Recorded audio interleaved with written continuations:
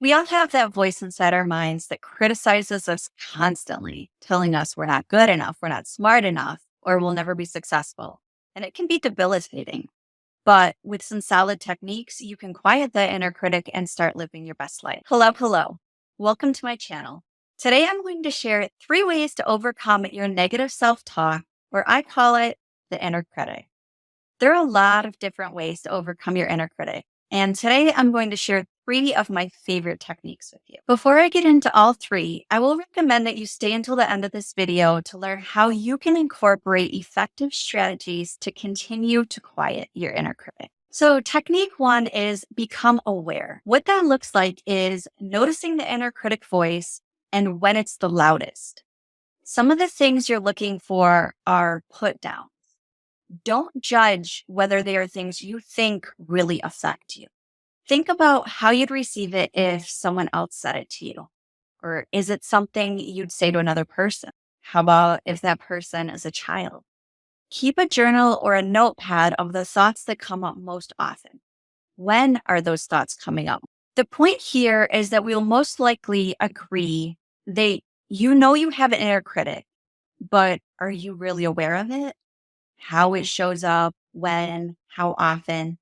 And if not, it's very unlikely that it's ever going to get better and will likely even get worse. Technique 2 is to challenge your inner critic.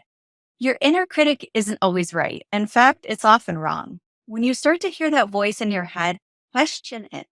Ask yourself, is that really true? Or is there any evidence to support that? More often than not, you'll find that your inner critic is just spouting off baseless accusations. And here's a little secret. Those accusations are typically rooted in fear. The next technique will help you uncover that fear.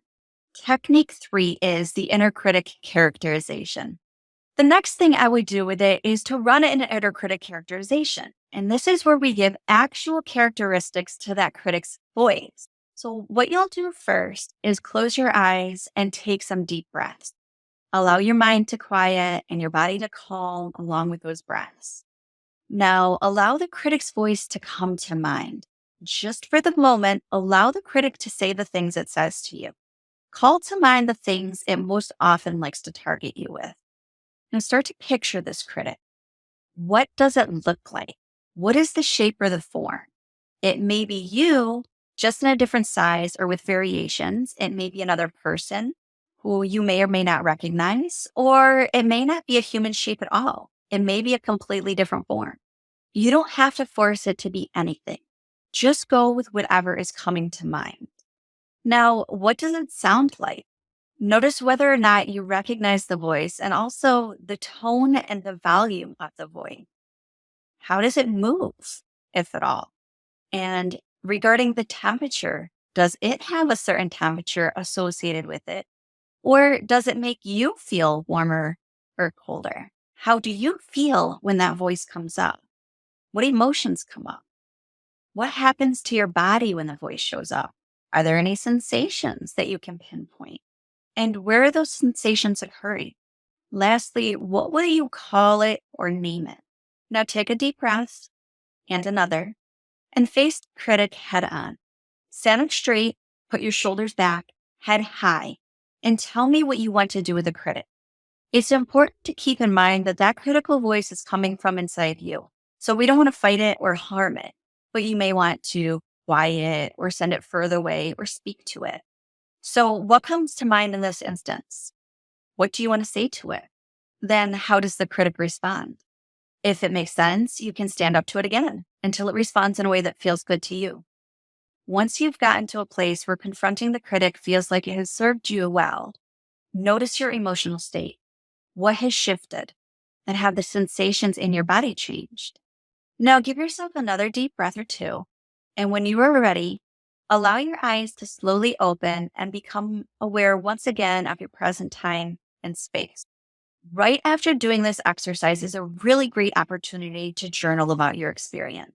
You may even find that during the journaling, even more realizations come up for you. This visualization can be repeated, and in fact, I would encourage it. The more often you picture yourself overcoming the inner critic, the more naturally it'll come when it's time to do it in your everyday life. Overcoming your inner critic is a process and it won't happen overnight. But with practice and persistence, you can learn to quiet that negative voice in your head and start living a happier, more fulfilling life. Remember to be kind to yourself. Question your inner critic, reframe negative thoughts, and whenever you get the chance, picture that critic and stand up to it. If you want to learn more about how self-care can be a super simple yet really effective part of your everyday, watch my next video. Now it's time to put your inner critic to rest. Download my 3 things you can do to quiet the inner critic workbook, linked in the description below. If you found this video helpful, please click the subscribe button below and stay tuned for more videos like this. Thank you for watching, and I'll see you in the next video.